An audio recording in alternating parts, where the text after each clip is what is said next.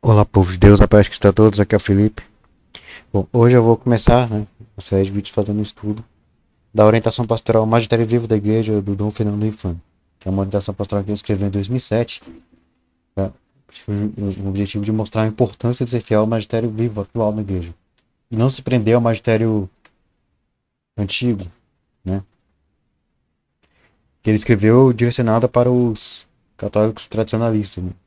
Lógico, ele escreveu um primeiro momento direcionado aos católicos, né, da administração apostólica São João Maria Vianney, que é onde ele é bispo, né? Então ele escreveu, podemos dizer assim, para as ovelhas dele, né, digamos assim. Mas o testamento vale para toda a igreja, né? Então, eu achei um documento muito interessante, por isso eu resolvi fazer essa série, né? Esse estudo desse documento, né? Então vamos lá, né?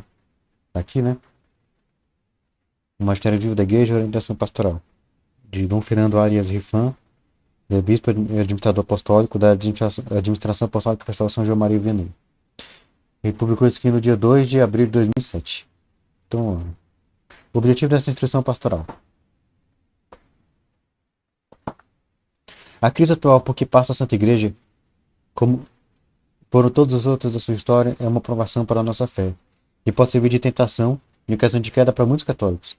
Infelizmente, a crise atual, né, da Igreja, fez vítimas tanto do lado progressista como do lado tradicionalista, causando feridas doutrinárias em muitos católicos de todas as áreas.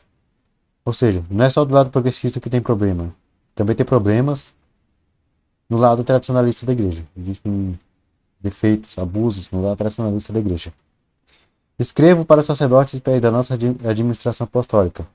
Esta porção do povo de Deus equiparada a uma diocese, cujo cuidado pastoral foi homem confiado e que governa em nome do sumo pontífice. Então, ele escreve em primeiro lugar para o sacerdote fiéis da administração apostólica São João Maria Vianney, onde ele é bispo. Ou seja, no primeiro momento ele escreve para as ovelhas dele, os fiéis que fazem parte do rebanho que foi confiado a ele, né, dos fiéis do qual ele é bispo, dos quais ele é bispo. Mas, como eu disse, o ensinamento, apesar de ser especificamente para os fiéis daquela administração, é um ensinamento que vale para toda igreja, para todo católico, né? Dirijo-me, portanto, aos católicos da linha mais conservadora, né? No caso aqui, Red Thread. Não vou nem incluir sede vacante, porque sede vacante nem é católico. Por isso, a finalidade desta não é falar propriamente dos muitos erros e abusos que se encontram na ala progressista na igreja. Ninguém nega que existem erros e abusos na ala progressista, né? No pessoal da teologia da libertação. Ninguém nega, né? Só que esse documento não é direcionado para esses católicos. Mas sim, além de comportar animais que lutam pela tradição doutrinária, litúrgica e disciplinar católica, ao mesmo tempo advertidos contra erros que também se infiltram nas linhas mais conservadoras, para que o posicionamento desses fiéis católicos seja perfeitamente sintonizado com a teologia católica. Então, esse documento é direcionado aos católicos da ala mais tradicionalista da igreja, né, os Red Thread. Para quê? Para adverti-los contra os erros que se filtram no tradicionalismo. Ou seja, um dos erros, abusos que existem também no tradicionalismo, na ala mais tradicionalista.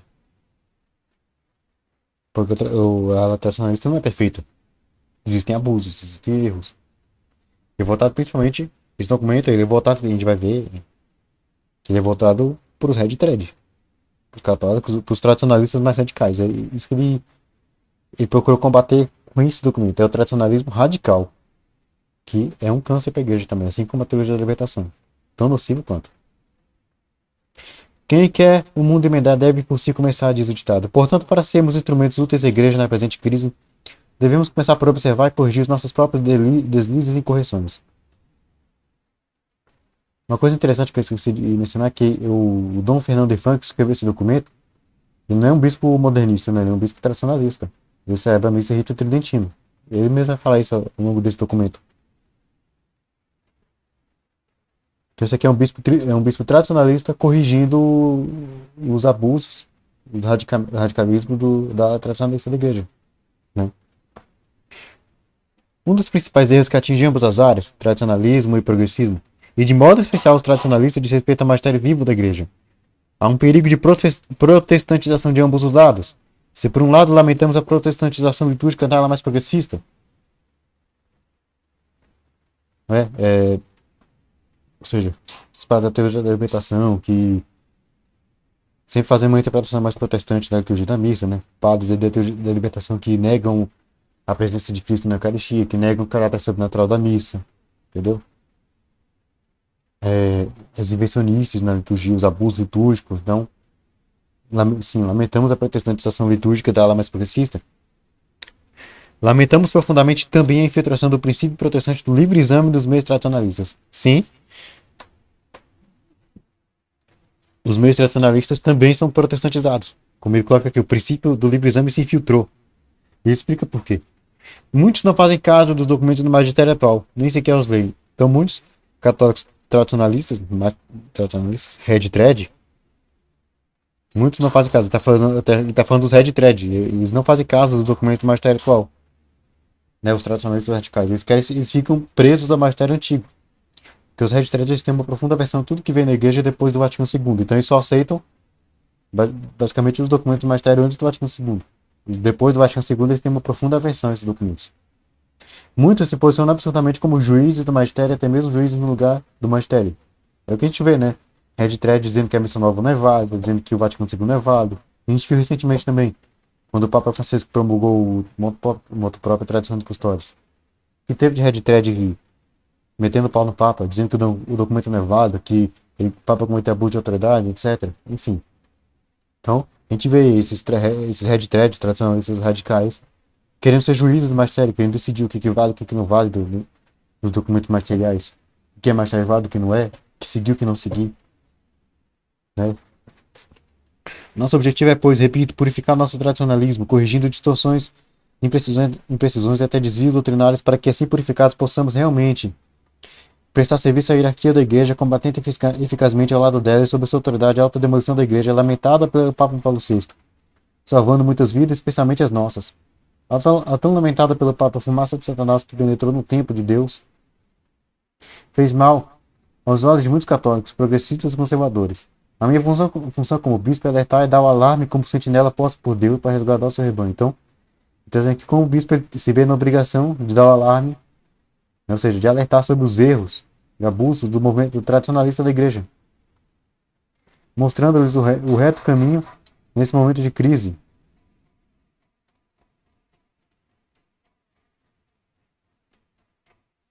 Nesses momentos de crise. Espere ser ouvido para bem das suas próprias almas. Eu te constituí sentinela na casa de Israel. Aquele que leva em consideração o alarme, esse terá salvado a sua vida. Se depois de receber a tua advertência para mudar de proceder, nada o fizer, ele perecerá devido ao seu pecado, enquanto tu salvarás a tua vida.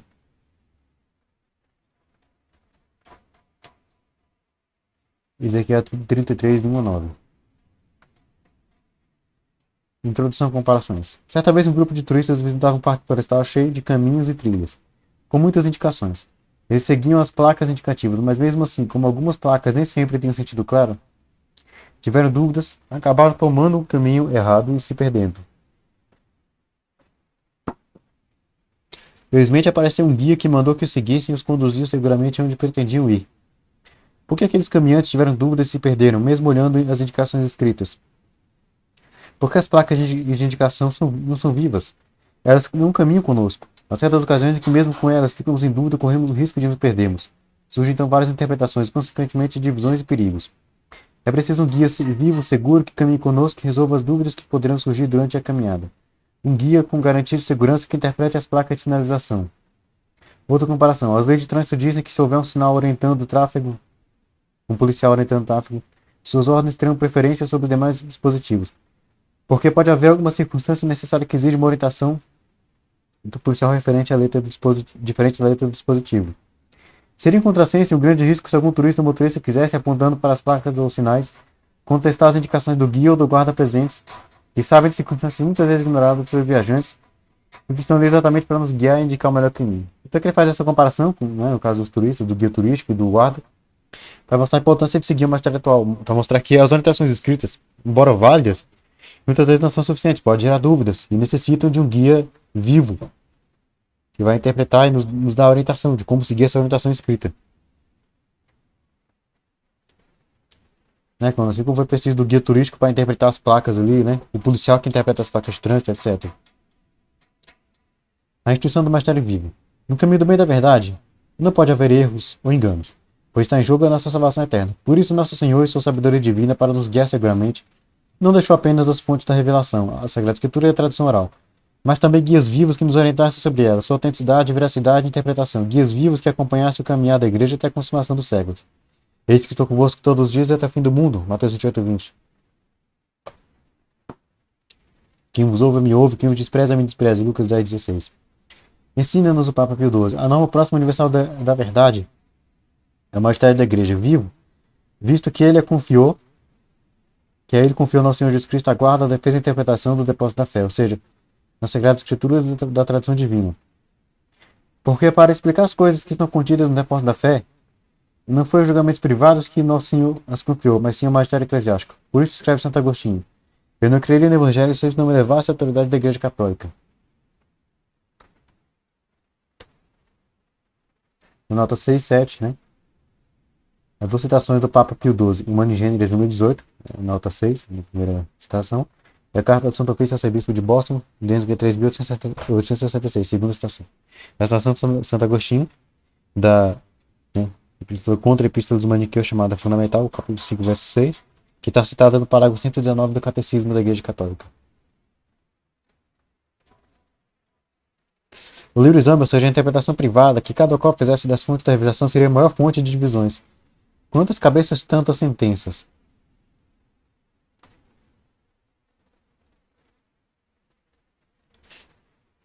Siga Crissato foi o bonito número 13, Papa Leão 13.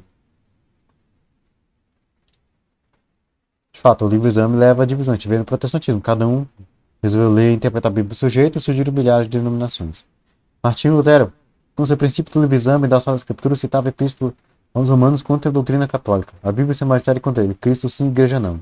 Criou assim o protestantismo, que se fragmenta em seitas, cada dia mais, todos com a Bíblia na mão.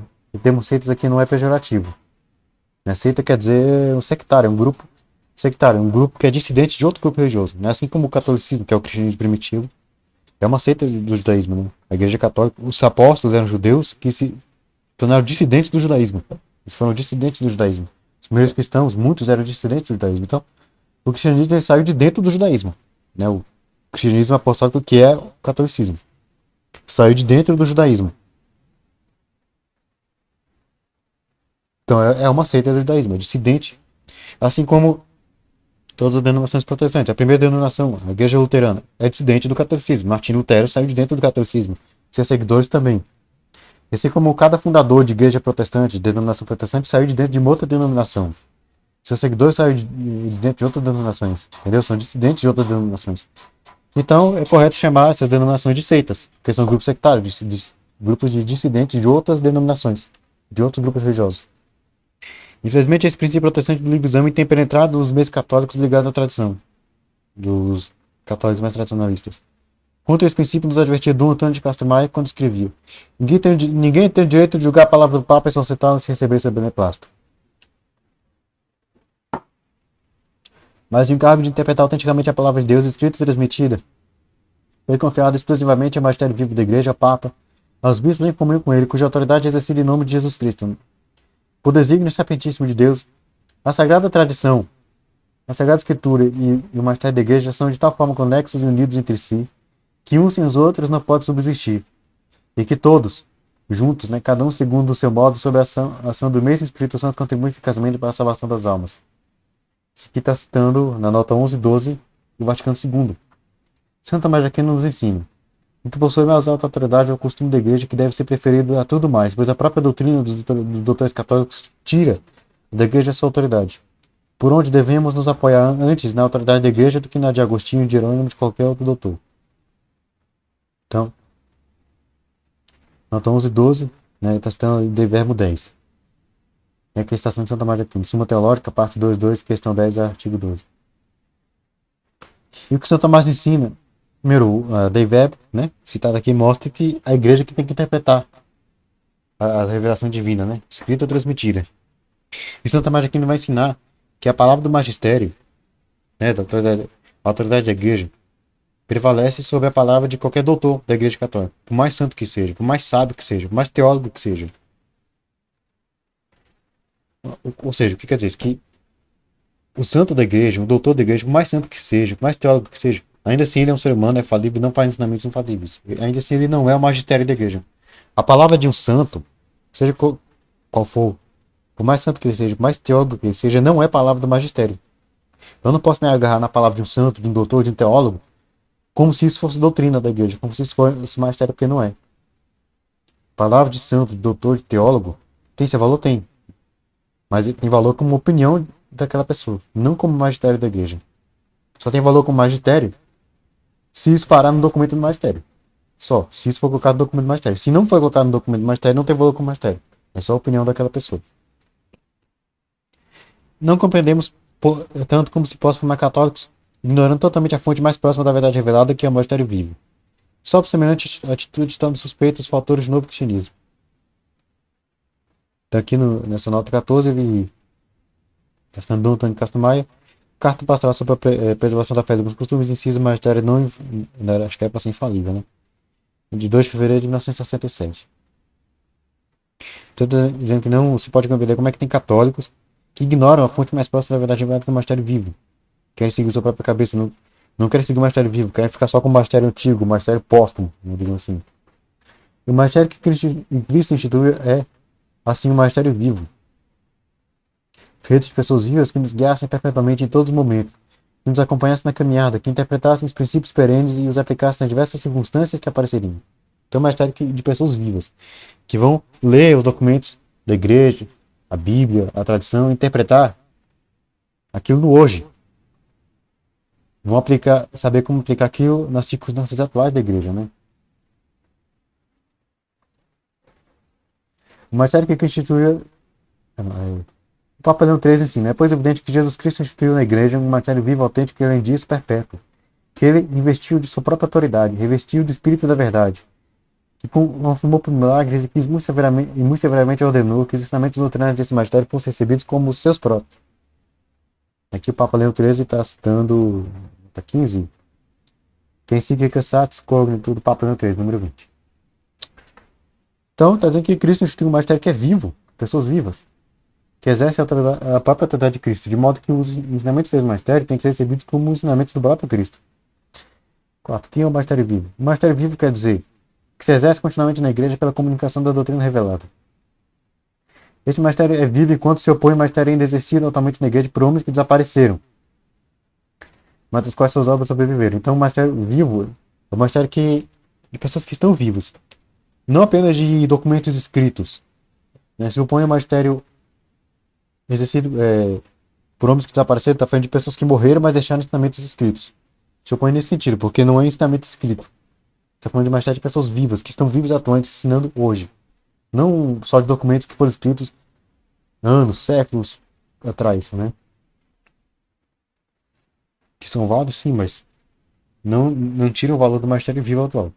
Os protestantes admitem que o magistério dos apóstolos se exerce ainda atualmente na igreja, mas somente pela influência de seus escritos. Eles não admitem, portanto, nenhum magistério, por assim dizer, póstumo. Então, assim, os protestantes não admitem o magistério vivo. Eles querem o magistério póstumo. Eles não creem, porque isso foi tirado do dicionário apologético da fé católica, artigo tradição magistério. É porque os protestantes não acreditam na sucessão apostólica.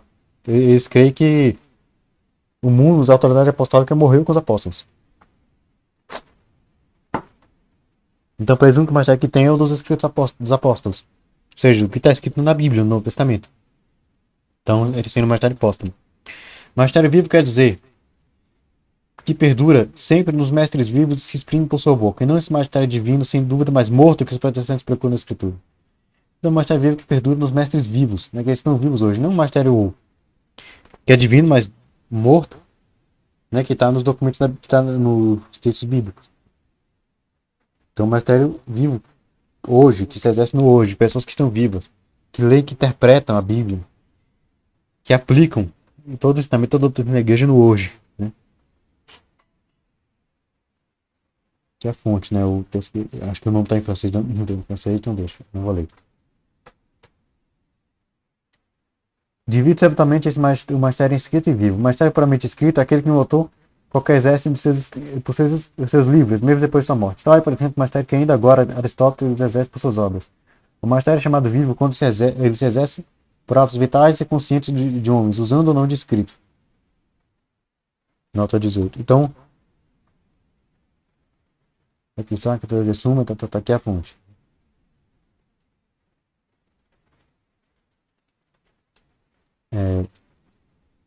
Então, o magistério vivo, o magistério escrito é aquele que é aquele ensinamento que foi deixado por escrito por algum autor.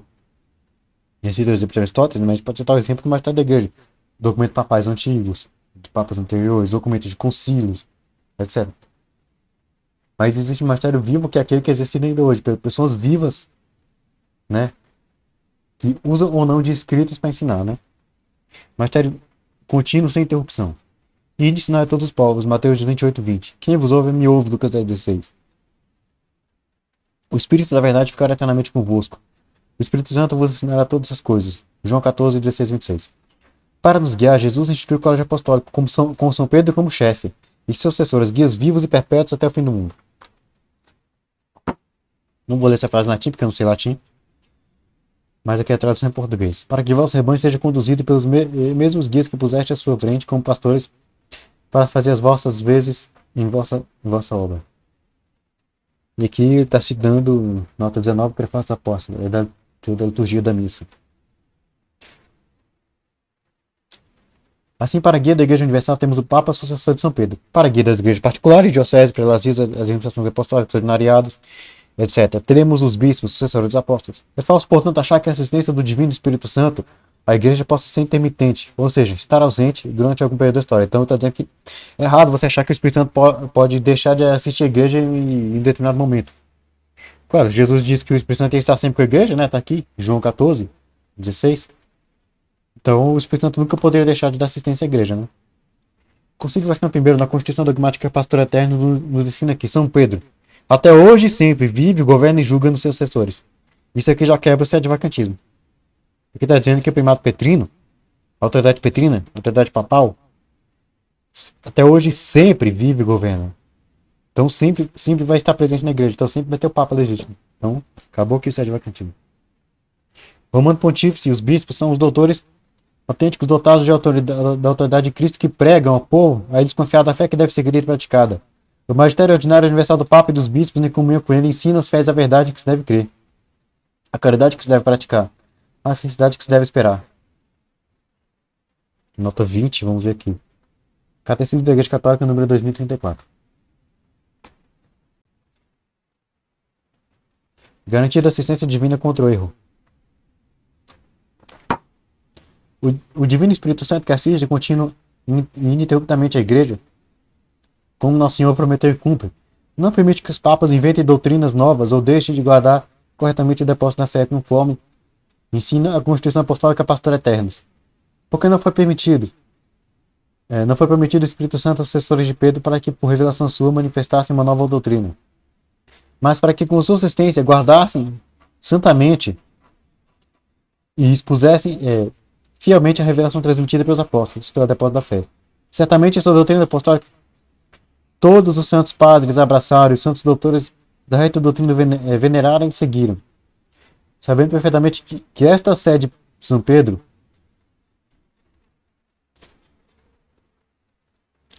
permanece imune de todo erro, segundo a promessa de nosso divino Salvador, feita ao príncipe dos seus apóstolos. Roguei por ti para que a tua fé não desfaleça e tu, uma vez convertido, confirma seus irmãos. Lucas 22:32. Está no DSG 3070. Está citando a Pastor Eterno. Constituição Pastor Eterno do Vaticano I. O grau supremo da participação na autoridade de Cristo é assegurado pelo carisma da infalibilidade. Esta tem a mesma extensão que o depósito da revelação divina. Estende-se ainda a todos os elementos de doutrina, incluindo a moral, sem os quais as verdades salutares da fé não podem ser preservadas, expostas ou observadas. Catecismo 2035. Então, até aqui já está ensinando que o magistério tem assistência contra o erro. O magistério atual, né? O magistério da igreja sempre vai ter assistência divina contra o erro, por causa da promessa de Cristo. Ele prometeu, roguei por ti, ele prometeu a Pedro, né? Roguei por ti para que a tua fé não desfaleça, se tu uma vez convertido, confirma os teus irmãos. Ele também prometeu, né, que as portas do inferno jamais iam prevalecer, que está sempre com a igreja, o Espírito Santo estará sempre com a igreja, então jamais o erro poderia entrar no magistério da igreja em nenhum momento da história. E essa garantia da infalibilidade assiste o Papa e o Episcopado Universal em união com ele. Ou seja, o Papa, quando exerce o magistério ex cátedra, né, seja, quando ele define um dogma, né, uma doutrina de fé e moral que tem que ser aceita por todos os católicos, e o episcopado já está em união com ele, ou seja, um concílio,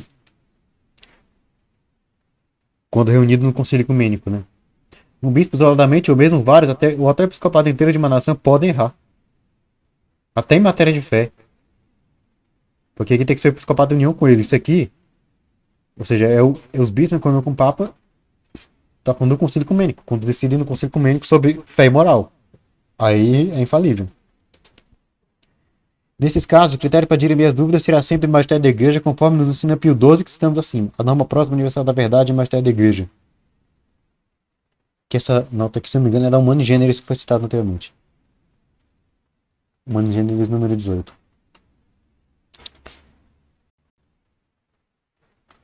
Mas não pode cair no erro todo o episcopado da igreja junto com o Papa.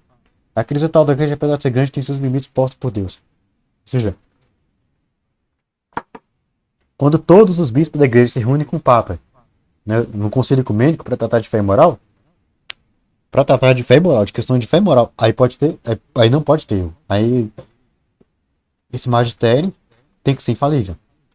Eis que diz Santo Tomás de Aquino: se considera a providência divina que dirige uma igreja pelo Espírito Santo para que ela não erre, como ele mesmo prometeu João 14:26, que o Espírito, quando viesse, ensinaria toda a verdade, quer dizer, com relação às coisas necessárias à salvação, é certo ser impossível que o julgamento da igreja universal erre sobre as coisas que diz respeito à fé.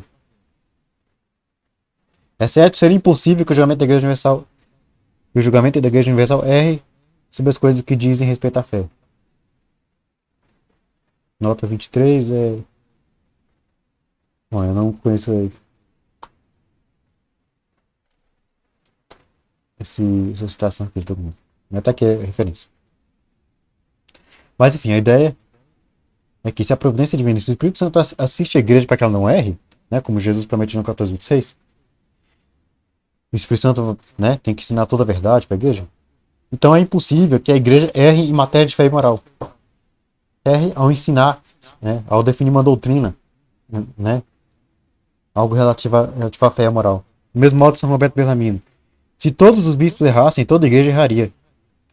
Pois o povo é obrigado a seguir seus pastores, como disse Jesus em São Lucas 10:16. Quem vos ouve, me ouve. São Mateus 23:3. Fazer tudo quanto vos disserem.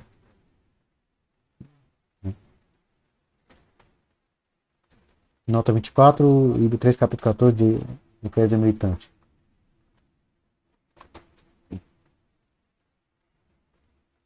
Caso toda a hierarquia viesse a falhar, seria a palavra de Jesus Cristo que teria falhado.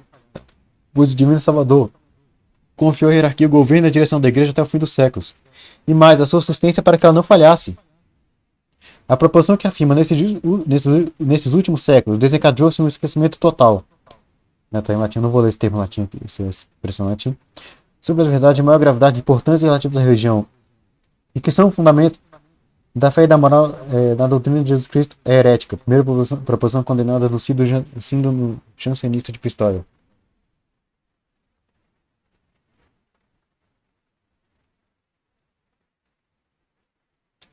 Notas 25 e 26.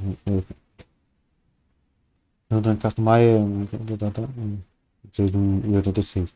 Constituição Antônio Filho e Papa Pio VI, número 2601. Então, teste não. Se toda hierarquia falhasse, a palavra de Jesus Cristo teria falhado, porque Jesus confiou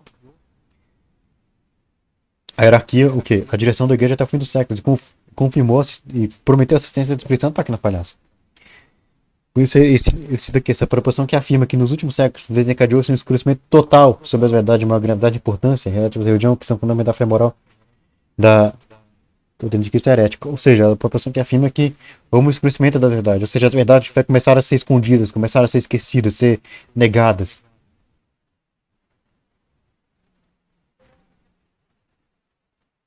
É uma ideia herética. Ou seja, o Marcelo continua vivo, atuante, ensinando a verdade. 7. Acatamento do magistério mesmo não infalível. Mesmo fora do âmbito da infalibilidade, devemos seguir o magistério vivo, os pastores colocados por Nosso Senhor para nos guiar. Nas situações em que o guia vivo não é infalível, como é o caso do pai de família ou do pároco unido a seu bispo, não significa que não devemos segui-los. Só na hipótese de uma posição frontal à lei de Deus é que devemos recusar essa submissão. Então, o que está dizendo? Que a gente tem que seguir o magistério mesmo que não seja infalível. Assim como a gente segue o nosso pai, mesmo ele sendo falho, podendo cometer erros, a gente segue. Ou o nosso pároco unido ao bispo, ou até mesmo o nosso bispo. Entendeu? Mas ele afirma que só na hipótese de uma oposição frontal à lei de Deus que a gente não deve seguir. Por exemplo, só se o nosso pai, se o bispo, se o padre mandar fazer alguma coisa, dar uma orientação que vai claramente contra a lei de Deus, contra a doutrina da igreja. Aí a gente não tem que obedecer. Se um bispo ensinar, por exemplo, se um padre ou um bispo der um ensinamento que vai claramente contra a doutrina da igreja, contra algum dogma de fé da igreja, se o Papa fizer um ensinamento claramente contra a doutrina, contra um dogma da igreja, aí ninguém é obrigado a seguir. Proclama a Constituição para os eternos. Ensinamos, pois, e declaramos que a Igreja Romana, por disposição do Senhor, tem o primado do poder ordinário sobre todas as igrejas, e que este poder de jurisdição do Romano Pontífice, que é verdadeiramente episcopal, é imediato.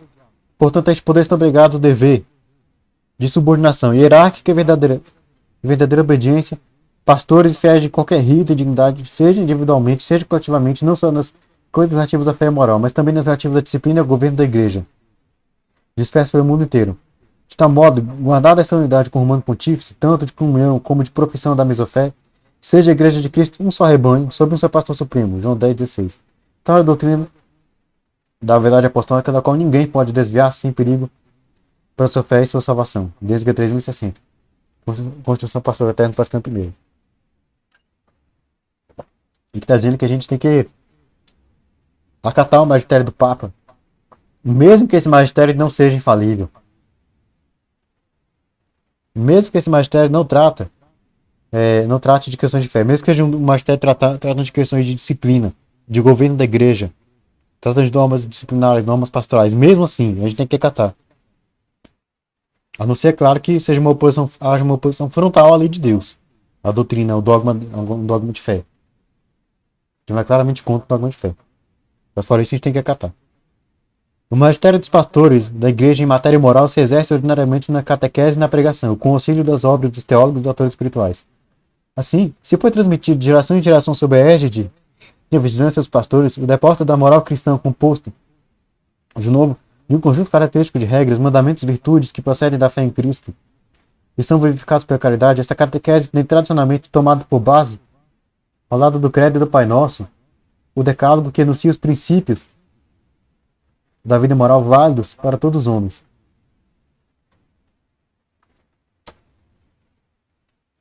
Catecismo da Igreja Católica 2033.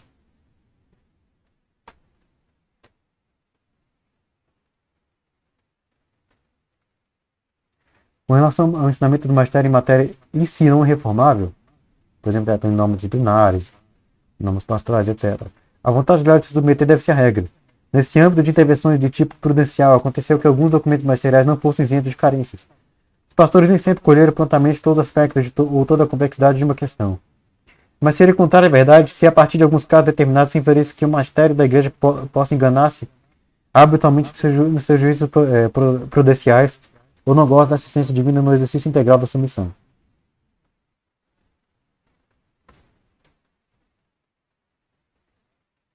Congregação para a Doutrina da Fé e Instrução sobre a Educação Eclesial do Teólogo, Dom Veritatis, 24 de maio de 1990, número 24.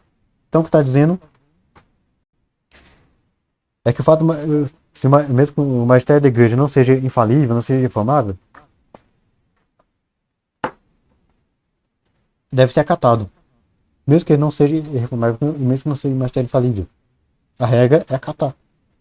A exceção é quando ele vai claramente contra a doutrina católica, contra um dogma da fé. Ele fala que às vezes acontece que os documentos magisteriais, eles não são isentos de carências, às vezes, eles não são perfeitos. Mas não quer dizer que vão ser falíveis, que frequentemente vai ter erro. Não quer dizer que vai ter erro. Não. São imperfeitos, podem ser melhorados, mas ainda assim tem assistência contra os erros, né? Essa da igreja não se engana com frequência. Não se engana, não se pode enganar habitualmente em seus juízos prudenciais, né? Ele gosta da assistência divina Perdão, da existência divina não existe esse integral da sua missão. O guia orienta nas diversas circunstâncias. Assim conforme explicamos, Jesus Cristo instituiu um mistério vivo, guias vivos para nossas almas. Um guia vivo aplica os princípios perenes às circunstâncias atuais, interpreta as leis e princípios, aplicando-os àquela ocasião. Assim, São Paulo, mesmo defendendo o princípio proclamado no Concílio de Jerusalém, que havia abolido a circuncisão, Atos 15, 1, 29, 1 Coríntios 7, 18 a 24, mesmo tendo resistido a São Pedro por esse motivo, Gálatas 2, 11 a 14, no entanto, orientou Timóteo a se circuncidar. Aliás, ele próprio circuncidou Timóteo em atenção aos judeus, Atos 16, 3. Mesmos princípios, mas circunstâncias diferentes. São Paulo, apóstolo, guia vivo, assim julgou e fez. Alguém de mau espírito poderia querer jogar São Paulo contra São Paulo, para acusar de oportunismo. Porque uma hora ele defende a abolição da circuncisão, na outra hora ele está circuncidando Timóteo. Mas São Gregório louva a discrição de São Paulo. Geralmente, a virtude se perde quando age indiscretamente, se conserva quando age discretamente. De 28, moral, capítulo 6 e 12. E São João Crisóstomo, explicando o caso de São Paulo ter circuncidado Timóteo, atribui tantas conversões que são descritas no capítulo 5, desse mesmo capítulo, ao esforço de São Paulo pela concórdia. Onera lá de comentar essa passagem. São Pio X, mesmo não usando da infalibilidade, autorizou o uso da medalha como substituta do escapulário carmelita de lã, mesmo não sendo infalível. Não seria de bom espírito católico citar contra ele São Simão Stock, o Papa João João 22. Receberam aparições de Nossa Senhora falando apenas do escapulário de lã.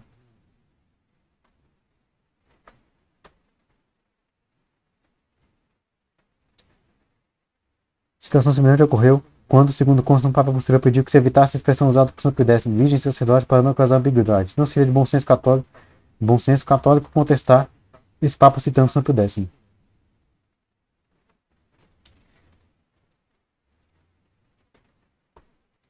Então aqui está falando sobre a importância que a gente não pode querer colocar um Papa contra o outro. Como a gente vê muitas vezes Red Thread fazendo, né? Para contestar, por exemplo, o que o Papa Francisco fala. Fizeram isso para contestar a tradição dos custódios, né? Que colocar que ele estava indo contra os documentos de outros papas. Lógico que ele está revogando outras normas litúrgicas. Mas está dentro da autoridade dele. O Papa pode mudar normas disciplinares, litúrgicas, pastorais estabelecidas por outros papas. Outro exemplo é da sugestão do Papa João Paulo II de se acrescentar os mistérios luminosos ao rosário como enriquecimento na meditação, completando assim a vida de Jesus Cristo. Assim não seria bom o espírito católico, por exemplo, ficar citando apenas papas anteriores como se fosse o Papa atual, ou apenas bispos anteriores como se fosse o bispo atual. Seria a negação do magistério vivo e a instituição do magistério póstumo do estilo protestante. O perigo do magistério paralelo. O magistério da igreja, a vida docente, o magistério da igreja, a igreja docente é constituída pelo Papa e pelos bispos em comunhão com ele. Simples sacerdotes leigos pertencem à igreja discente e não fazem parte do magistério da igreja. Em época de crise, há sempre o perigo de afastantes do magistério vivo da igreja se recorrer à direção de leigos como orientadores na ortodoxia, sob pretexto de que o magistério da igreja falhou. Sobre isso, Dom Antônio de Castelmaia advertia. É subversão herética, por desconfiança ou hierarquia, seguir habitualmente alguém não membro da hierarquia como porta-voz e árbitro da ortodoxia. Então, ou seja, é uma atitude herética, não é uma atitude católica. Só querer seguir um leigo, uma pessoa que não faz parte da hierarquia, como se ele fosse porta-voz e árbitro da ortodoxia, ou seja, como se ele fosse magistério. Se agarra na palavra de alguém que não é magistério, como se aquele fosse magistério. Não é uma atitude correta de um católico. Essa advertência coincide exatamente com o ensinamento do Papa Pio XII. Não é sem motivo grave que, diante de vós, veneráveis irmãos, pronunciamos essas advertências. Porque se dá, infelizmente, o caso de alguns que ensinam pouco se importarem da união com o magistério vivo da igreja. Surgiu recentemente, em alguns lugares, começou a propagar-se muito a chamada teologia laica. Introduziu-se também a categoria especial dos teólogos laicos, que se dizem independentes. As lições, publicações, círculos, cátedras e professores dessa teologia constituem-se estas um magistério à parte, e opõem-no, de certo modo, ao magistério público da igreja.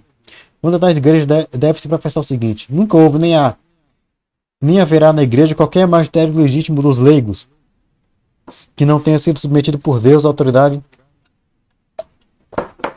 direção e vigilância do magistério sagrado. Mas, só negar tal sugestão é argumento decisivo e sinal seguro de que os leigos que assim falam e procedem não são movidos pelo Espírito de Deus e de Cristo. Aqui termina a parte do magistério, né?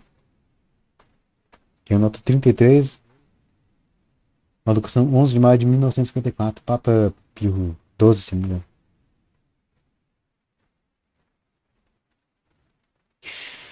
Então, o Papa Deus vai explicar que não existe magistério legítimo de leigos. O leigo tem que estar submisso ao magistério da igreja. Então, o leigo não tem autoridade de magistério para ficar dizendo o que é válido e o que não é, para ficar decidindo seguir isso e não seguir aquilo, enfim.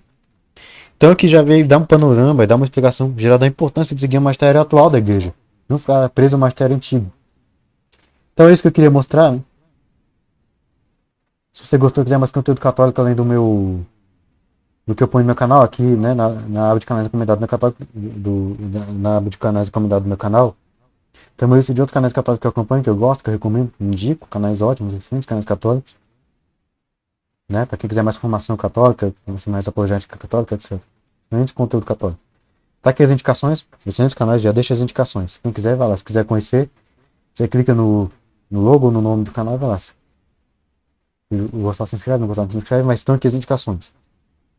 E o link para essa página aqui está na descrição do meu vídeo. Então é isso. Se você gostou, deixe seu like, compartilhe. Se inscreve no canal se não for inscrito, ative o sininho das notificações se não for ativado. Me segue no Instagram se ainda não me segue, né? @mscatólico, o link vai estar na descrição.